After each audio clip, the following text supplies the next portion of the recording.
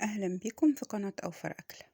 السلام عليكم ورحمة الله وبركاته. اللهم صل وسلم وبارك على سيدنا محمد وعلى آله وصحبه أجمعين. هنعمل النهاردة كده مع بعض سندوتشات بانيه. دي بصلة أنا حطيت عليها ملح وفلفل عشان أنا عايزة ميتها بس مش عايزة البصلة. وحطيت كده البانيه ده غسلاه ومقطعاه كويس كده شرايح صغيرة زي قد الشاورما كده. وهحط بقى مية البصلة دي على البانيه. بصي انا سايبه كده البصله فوق البانيه. هتصفي ميتها بقى عليه، وبعد كده بعد ما تخلص يعني كده اعصرها بقى انا عصره جامده كده عشان اخد كل الميه اللي فيها. كده انا تبلتها بالميه البصل والملح والفلفل. هسيبها شويه بقى لغايه ما اعمل معاها كده شويه بصل مكرمل. كده انا حطيت السمنه بتاعت البصل على النار، وهنزل بقى بالبصل. انا مقطعاه كده شرايح علشان هكرمله مع البانيه. كده انا هديت النار على البصل عشان يتكرمل براحته ما يتحمرش مني. واحط عليه كده شويه فلفل اسود، واحط كمان شويه ملح مش كتير، وهقلب فيه كده. افضل اقلب فيه والنار هاديه عليه برضو.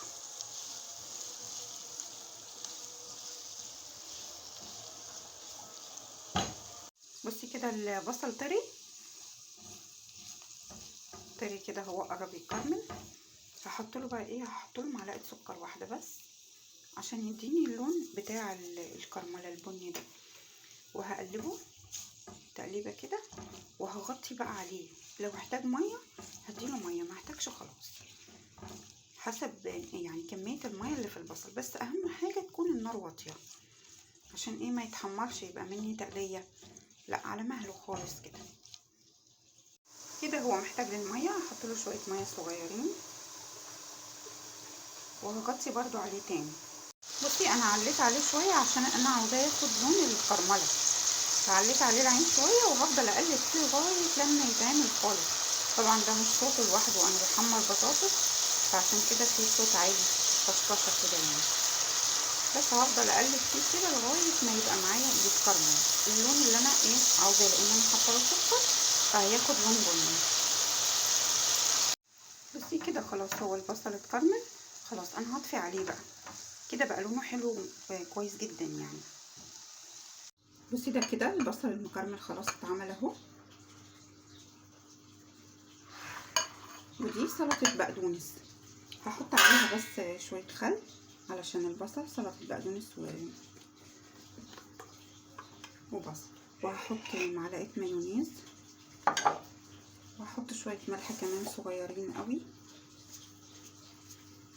وهقلبهم بقى مع بعض.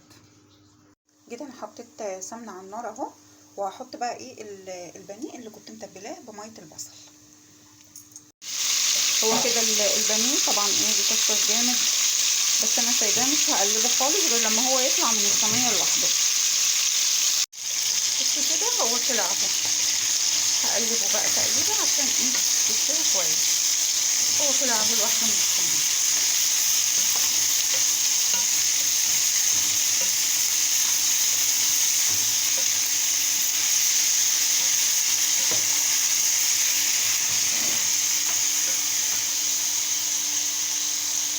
بص دي معلقه دقيق بالظبط، وعليها شويه ميه صغيرين كده عشان ايه لما احطها على الفراخ تعمل ليها كده عشان يعني تبقى طريه شويه كده.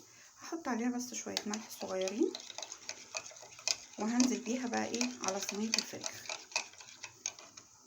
بصي دي شويه دقيق صغيرين معلقه بالظبط، وعليها كوبايه ميه وعليهم ملح وفلفل.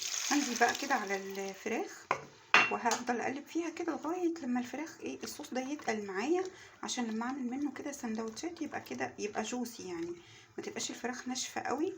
لان انا طبعا مش هحط لها ولا قوطه ولا بصل ولا كل الكلام ده، هخليه بره بعيد عنها يعني. فهفضل اقلب كده لغايه ما ده يتقل معايا. بصي هي كده تقلت خلاص اهي، هطفي بقى عليها. كده انا حطيت الفراخ في الساندوتش، واحط كمان عليها من البصل اللي بالمايونيز ده، وهحط كمان البصل المكرمل. اللي عاوز بقى يزود مايونيز يزود.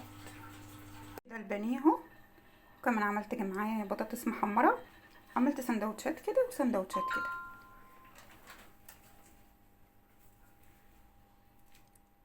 ألف هنا.